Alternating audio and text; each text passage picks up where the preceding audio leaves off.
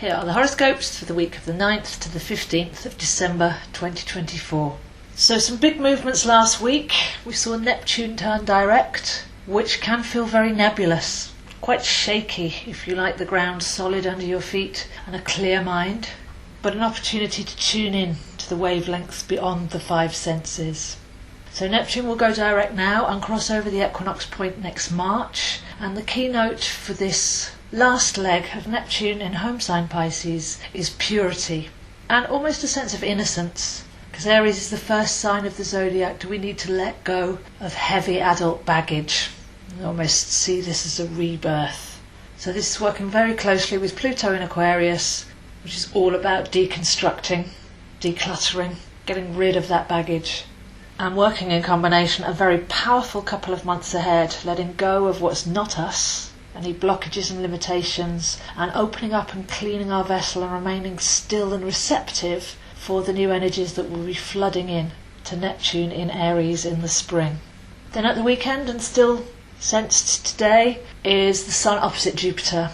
So the Sun in Sagittarius opposite Jupiter in Gemini, very much clearing the way, making space.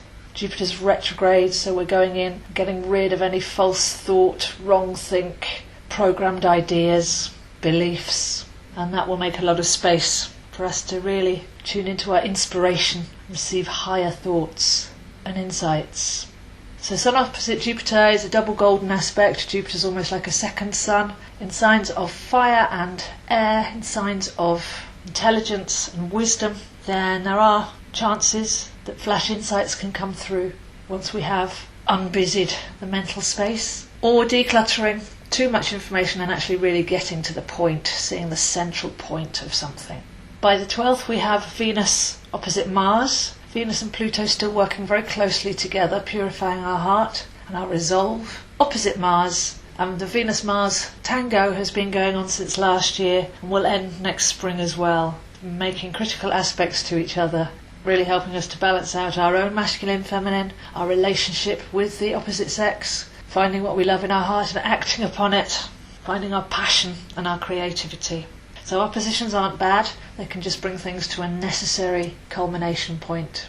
And by the end of the week on the 15th at 9 a.m. in the morning UK time, we have a full moon in Gemini at 24 degrees.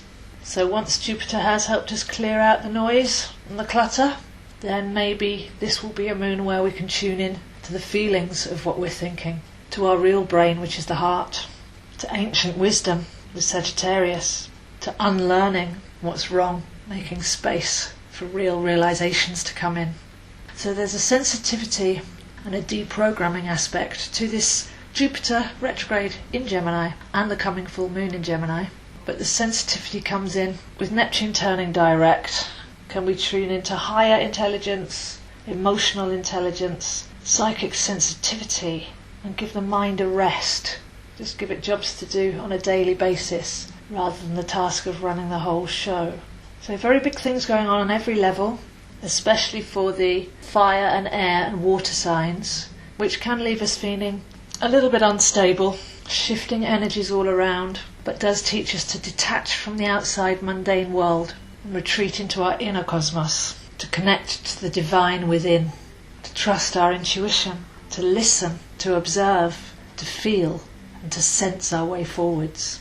So if you'd like to see where this is happening for you, I am available zoehind7@gmail.com for astrology, tarot, numerology and more, readings, courses and coaching. I post these videos YouTube, Zoe Astro, Instagram, zoehind7 and Facebook, AstroZoe.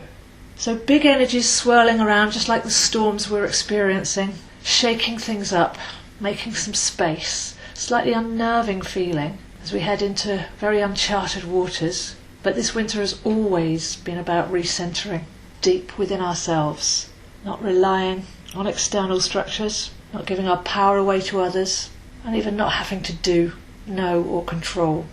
Become comfortable with being, start to get familiar with our true and unique vibration. So those are the horoscopes for this week, and I'll see you next week.